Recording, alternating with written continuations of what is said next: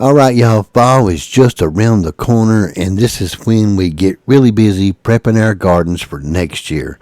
This video is a complete tutorial on everything we do to prep our garden for next year so we don't have to fertilize, weed, or do anything else. Just grow food the way it's supposed to be done. If you want to have the best garden possible with the least amount of work, follow this tutorial. We're not going to leave nothing out. We're going to show you everything we do and we're going to do it right now. What's going on, y'all? While I was down here hanging out with the boys, it made me realize that we're really close to moving these goats. So today I thought I would break down how we use our animals, mainly basically the chickens, the best routine for utilizing chickens in your garden to have the best growth ever.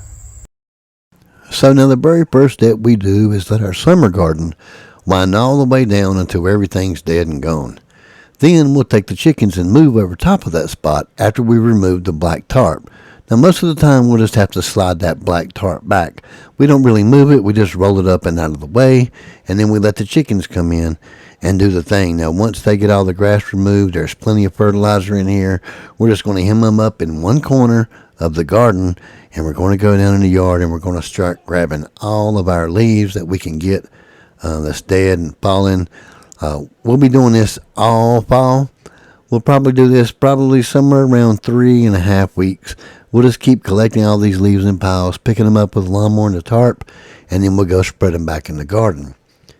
Once we get the garden about 6 inches deep entirely with leaves, we'll turn the chickens loose back in here and let them start grinding those leaves down and working them in the soil. Now don't be fooled. Chicken manure is not the only fertilizer we have along with these leaves. A lot of times we'll bring wood shavings and all kind of other things down from the goat pen and the other chicken pens that don't get to come to the garden, and we'll throw in here with these leaves. But as you can see, we got some beautiful black soil. All we're going to do is take and make sure that these leaves and shavings with all the goat poop and the pee, including all the waste from kidding season with the goats from the goat pen, we don't leave nothing out. We throw in here with these leaves and we make sure we have a 6-inch deep pile. Now I'm going to show you why in a minute, and we'll run through the numbers of what these leaves do by themselves without the chicken and the goat poop with them to help fertilize the garden. Once we get the leaves in here, we'll move the chickens back. We'll leave the tarp out of the way. Again, this is a new area that we're making in the garden here where these chickens are at.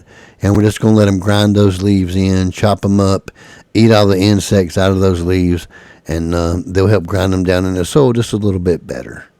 Now, in case you're new to our channel, let me go ahead and explain why we drop most of the dead leaves in our garden. Now, just the dead leaves alone will supply a much wider range of nutrients than a bag of 10-10-10 fertilizer.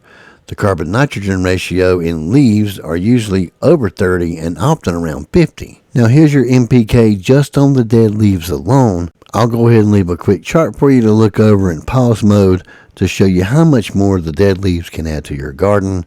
Now you imagine putting that along with the chicken and the goat waste and the shavings. We're going to be covered with plenty of organic nutrients. When we're done with that, we're going to take our black tarp and we're going to cover every bit of it up for the entire winter, and we won't uncover it until spring. Most important thing out of the system is this black mat.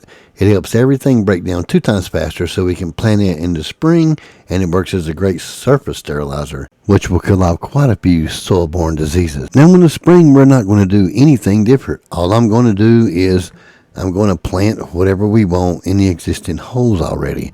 We're not going to till in anything. All we're going to do is just plant like you see me doing here. We already have holes drilled in.